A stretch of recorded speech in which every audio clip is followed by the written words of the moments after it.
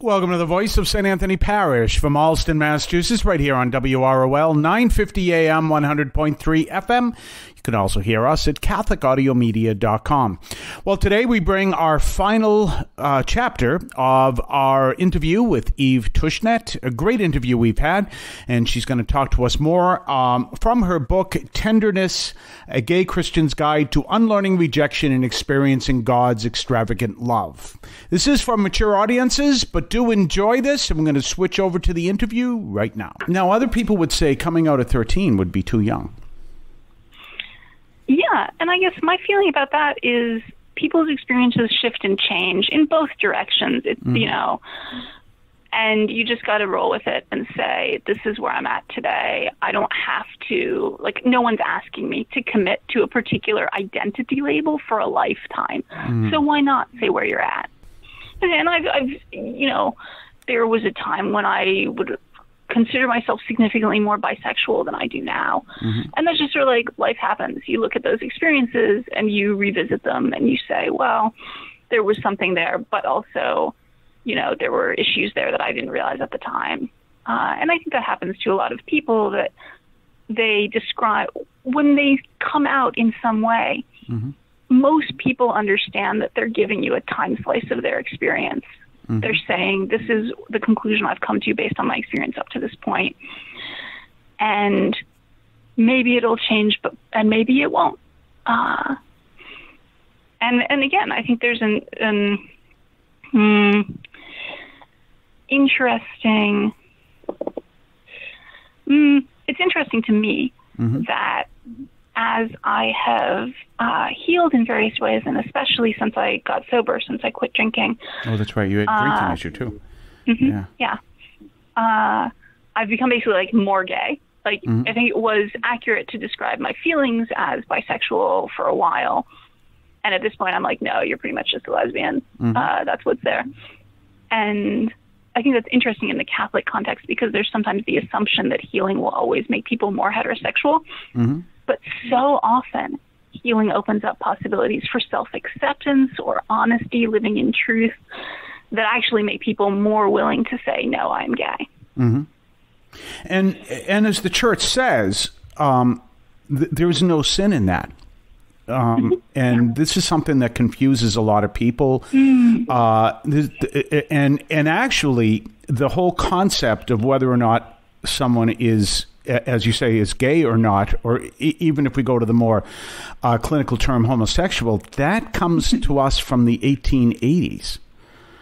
Comes out of Germany. Prior to that, that concept didn't really exist to the same level. It's just people may have had that, but they didn't have any way to express it, as far as verbally, as far as this is what I'm saying. I'm guessing. I'm not a psychologist, but I'm guessing. Yeah. I mean, I think there's kind of, you certainly see deep life-shaping same-sex love, falling in love with someone of the same sex, you know, as far back as we have records, and forming a life with someone of the same sex. Again, that's in Scripture. That's in ancient literature. And how that affected people's identity is very different from what it was nowadays. What it is nowadays. But at the core, like, the reason that someone comes out is usually not solely about sexual desire, although there's almost always sexual desire in there somewhere, but about that longing for love, intimacy, a future. And that, I think, I have seen it be really kind of eye-opening. It was eye-opening for me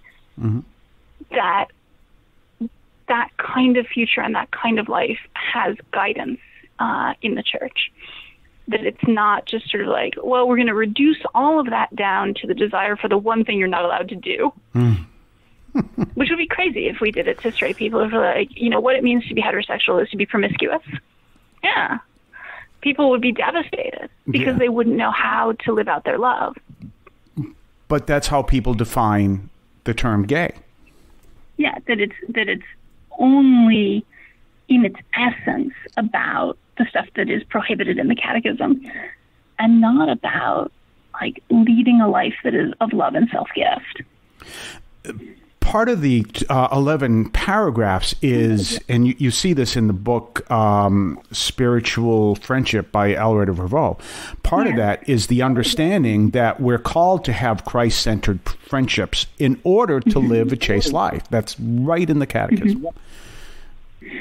Yeah, I mean, so I want to say this quickly. I think for some gay people who spend a lot of time in the Catholic world, that can get misapplied as if the purpose of friendship is kind of like medicine, or like it's a chastity accountability partner, or a person who can help them heal their father wound or things of that kind. And I think if you understand it instead as like, why do you have these longings to delight in another person of the same sex? Well, maybe because that delight is good.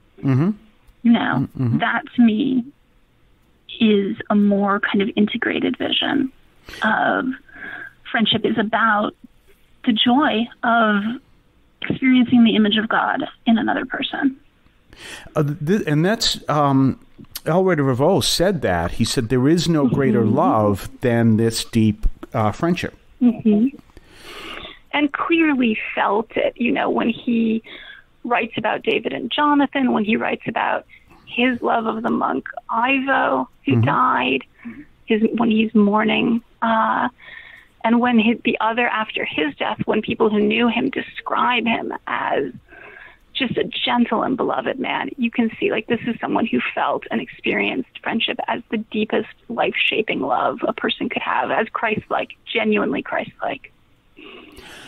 I think in our American society, I think this is part of the issue, that there is this whole concept that this, and you touch on this, that this is the way you're supposed to live. You grow up, you get married, you have children, the whole bit. And first of all, Catholicism has the additional vocation that does not involve marriage as we understand, and so it has that. But and because of we don't focus on that vocation there, we even have bought this in the church to turn around and say, no, this is the way you have to go. That anything that would go down the path of this friendship that Alred of Ravoux talks about, people say, no, you can't go there. Stop. And I think that's a problem. Yeah, well, and you can watch this happen. As you mentioned, the 1880s. It's in the 19th century, you watch as areas where there was still quite effusive expression of friendship, really deep bonds were sort of acceptable between people of the same sex. Those, for example, in girls' boarding schools, women's colleges, began to come under increasing suspicion.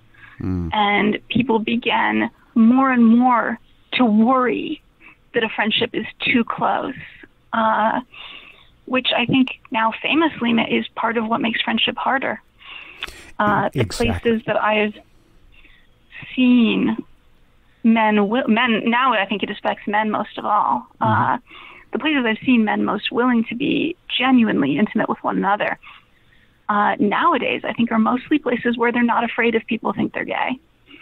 Because if you are that deep and intimate with someone, and you sort of like, if you're willing to hug and not in the like weird, we're going to hold our bodies like 10 feet apart and reach our arms out to each other. But if you're willing to kind of like show the depth of your friendship, people are going to be like, ooh, what's that? Yeah. And you have to be willing to kind of let that happen. Be like, well, that's, what's the word I'm looking for? I know that what I'm doing is good, and what other people think of it is on them. That's a good point, and we see that in the church. The classic story is Saint Cardinal Henry Newman and Ambrose St. John. He had such a tremendous, it's well known, he had such a tremendous love for him that when he died, his grieving, he says, was greater than that of a married couple. And people today would consider that forbidden, but no, there's nothing wrong with that. Well, frankly, at the time, too. Cardinal Newman's a fascinating figure because people who were anti-Catholic used both his being Catholic and aspects of his personality to kind of accuse him of effeminacy. So he experienced actual homophobia while also having this deep life-shaping love for his friend, who he was buried with. Yes. They're actually buried together. Yeah. And they shared a house together. And NPR describes them as sharing everything but a marriage bed. Yeah. And I think that fits, they clearly shared their hearts. Saint Basil the Great and Gregory of, I know I'm going to mispronounce this, Nazianzen. That was good. There's an elegy. I'm going to get wrong who it is of whom. One of them eulogized the other by talking about the union of hearts, that they were two souls in a single body, one soul in two bodies. And that they were, and they experienced that kind of like, at last I found you kind of thing with one another, and shared that for the rest of their lives. And in that, deepened their relationship with Christ as well. Exactly. Yes. And also obviously true of Cardinal Newman and Ambrose St. John. That just highlights this thing that somehow we've lost in our society today. Are you familiar with the movie Bridegroom? No. Oh, okay. I showed it here. We sponsored here at the library and worked with the city council on that. It's about two men who are gay and they have a relationship. One of them dies, and he also happens to come from a Christian family. And the family cuts the other one out of any kind of experience with funerals. He wasn't allowed. If he showed up at the funeral, he'd be beaten up, and he was threatened. And I've talked to people about this. This happens all the time. And I said, there's nothing Christian about that. I was shocked when I saw this, and more so, everyone I speak to about this says it happens all the time. And it's terrible. Yeah. Well, I really appreciate our conversation. We could go on forever, but we can't. And all that. And in the meantime, this was a wonderful conversation, and I really appreciate you taking your time. No, absolutely. It's my pleasure, truly. Very good. And the name of the book, again, is Tenderness. Well, it's got a subtitle. I don't have it right in front of me. But Tenderness. Sure, I'll do it. I remember it. It's Tenderness, A Gay Christian's Guide to Unlearning Rejection and Experiencing God's Extravagant Love. And it's published by whom? Ave Maria. And we are St. Anthony Parish from Allston, Massachusetts. We're here every single Monday through Friday at 3 o'clock in the afternoon. You can also hear us at 3:16 at CatholicAudiomedia.com. We'll be back tomorrow with Father Adriano Zandana. We'll see you then. In Cristo vivimos.